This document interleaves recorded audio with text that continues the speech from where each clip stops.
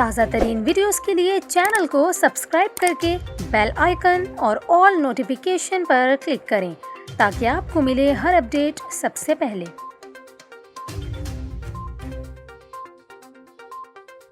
और अभी आपको बताएं कराची में वाक़ सुपर हाईवे पर एक मुकामी रेस्टोरेंट में गुज़िश्ता रात आग भड़क उठी। पुलिस के मुताबिक सुपर हाईवे पर रेस्टोरेंट में अचानक आग लग गई। रेस्टोरेंट में आग लगने की वजह ताहाल मालूम नहीं हो सकी।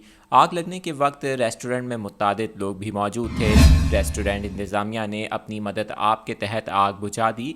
आग के बायस कोई जानी नुकसान नहीं हुआ। पुलिस ने भी मौके पर पहुंचकर आग बुझाने में इंतज़ामिया की मदद की। दूसरी तरफ फायर ब्रिगेड हुक्काम ने आग लगने के इस वाक़ये से लाइल्मी का इजहार किया है। फायर ब्रिगेड हुक्काम के मुताबिक इन्हें आग लगने की इत्तला नहीं दी गई।